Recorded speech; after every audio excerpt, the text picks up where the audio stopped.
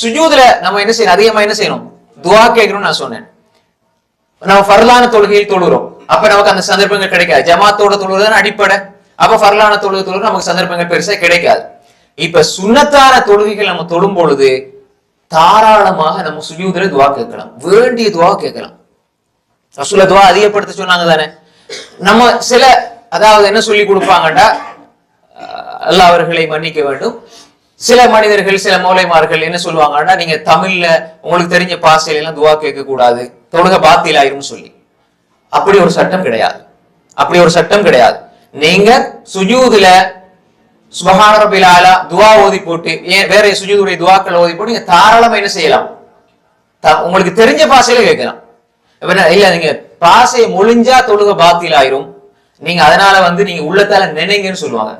உள்ளத்தால நினைக்கிறது அல்ல, அங்க நவாங்கிறத ரசூல்லா பயன்படுத்தின, நவாண்டா தான் நினைக்கிறது. ரசூல்லா சொன்னது ஹதீஸ்ல தெளிவா வருது, ஃபல்யக்தர் மினல் மஸ்அலதி மாஷா, அவர் விரும்பியதை கேட்கட்டும். கேட்கிறது என்பது உள்ளத்தால் அல்ல, வாயால் கேட்பது. அப்ப நீங்க சஜ்தாவுல போய் சுஜூதுல போய் தாராளமா நீங்க என்ன செய்யுங்க, கேளுங்க. ஏண்ட அப்படின்னா அரபிகளுக்கு மட்டும் தான் அல்லா இடத்துல தேவையை கேட்க முடியும், அப்படியா மார்க்கம் இல்ல. நீ அல்லாவை உன்னுடைய தேவைகளை அல்லாவிடத்துல சொல்லி தாராளமா நீ கேளு, மொழி தடை அல்ல.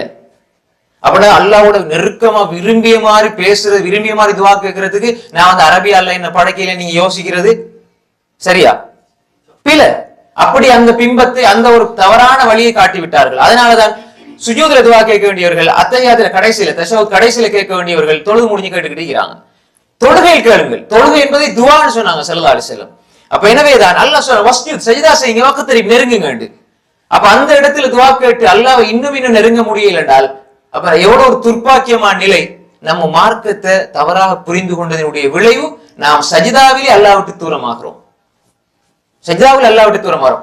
நிறைய பேர் என்ன செய்வாங்க, அதனால தொழுக முடிஞ்ச உடனே நான் பார்த்திருக்கிறேன்.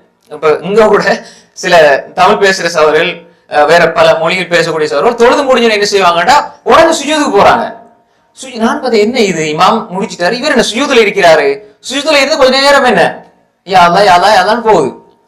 அப்ப அது என்ன அர்த்தம் என்றால் தொழுகையில தமிழால துவா கேட்டா தொழுகை பாத்திலாயிரும். அதனால தொழுகை முடிஞ்சு தனியா சுஜூத் செய்து துவா கேட்கிறாங்க. இது தெளிவான பிதாத். பிதாத் எல்லாம் வழிகேடு, வழிகேடு நரகத்துக்கு கொண்டு போய் சேர்க்கும்.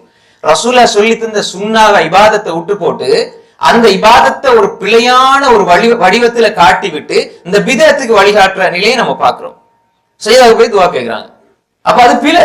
ரசூல் ஸல்லல்லாஹு அலைஹி வஸல்லம் காட்டி தரையில அப்படி ஒரு வழிமுறை நம்ம உருவாக்குறதே பிதத், கூடாது. தொழுக முடியும் சுஜூதுக்கு போறது, சுஜூது போய் காரணமா துவா கேட்கிறாங்க. அந்த சுஜூத் என்பது அப்படி ஒண்ணு கிடையாது மார்க்கத்துல. அப்படி ரசூலுல்லாஹோ சஹாபாக்களோ தாபீன்களோ யாருமே அப்படி செய்யல, நம்மளா உருவாக்கிட்டோம். அடுத்தது இன்னொரு விஷயம் என்னன்னு சொன்னால், நாங்க தான் நம்முடைய தேவையை கேட்கணும். நம்முடைய தேவை நமக்கு தான் தெரியும். இன்னொரு ஆள் கேட்க கேட்க நம்ம ஆமீன் சொல்றது அல்ல. பொதுவான ஒரு விஷயத்துல சொல்றோம்னா பிரச்சனை அல்ல, அது சந்தர்ப்பம் குறிப்பிடப்படாமல். ஆனால் ஒவ்வொரு தொழுகைக்கு பிறகும் யார் அவருக்கு தேவையான விடயங்கள் அவர் கேட்பாரு, எனக்கு தேவையானது நான் கேட்கணும், அவ்வளவுதானே. அப்ப எனவே நாம் தான் அல்லாஹ்விடத்துல நம்முடைய தேவையை கேட்டுக்கொண்டிருக்க வேண்டும், சுஜூதுல கேட்கணும், அத்தஹியா கடைசியில நம்ம கேட்கணும். அப்ப எனவே நாம் அல்லாஹ்விடத்துல அப்படி பேசுகின்ற கேட்கின்ற மனோநிலையில் இருந்து அல்லாஹ் நெருங்கிட்டே போகணும். அல்லாஹ் நான் அடிக்கடி கேட்கிறேனே அந்த துஆ என்ற அந்த இபாதத் இன்னும் ஒன்றை உங்களுக்கு தரும். என்ன தெரியுமா, ஒரு நான் அல்லாஹ்ட்ட இவ்வளவு கேட்டு கேட்டு கேட்டு நான் பாவம் செய்கிறேனே, பாவம் செய்யும்போது அது உறுத்தும். துஆவே கேட்காம இருங்க. சில சலஃபுசாலிகள் சொல்லுவாங்க எப்படின்னா, நான் 20 வருஷமாக துஆ கேட்டேன் ஒரு விடயத்தை அல்லாஹ் தரணும் என்று சொல்லி, ஆனா 20 வருஷமா அது நடக்க இல்லை, ஆனால் நான் துஆவை விட இல்லை. இதான் சலஃபுசாலிகள், நான் துஆவை விட இல்லை. இன்னும் சிலர் சொல்லுவாங்க என்றா, நீங்க துஆ கேட்டுக்கிட்டே இருங்க, அல்லாஹ் இடத்துல துஆ கேட்டுக்கிட்டே இருங்க, அல்லாஹ் தாரான் தரையில என்பது வேறு. ஆனா நீங்க துஆ கேட்க கேட்க கேட்க அல்லாஹ் இப்படி வைப்பான் தானே, எப்படி வைப்பான், இந்த அடியானுக்கு கொடுத்தா அவன் துஆ கேட்கறதை விட்டுருவான். அதனால அவன் கேட்டுக்கிட்டே இருக்கட்டும். அந்த துஆ கேட்கின்ற மனோநிலையை தராமல் அல்லாஹ் தருகிறான். அந்த துஆ கேட்கிற மனோநிலை என்பது அல்லாஹ் உங்களுக்கு தார, நீங்க கேட்கிறத தாரதை விட மிகச் சிறப்பானது. அதுக்கு நம்ம நன்றி செலுத்தணும்.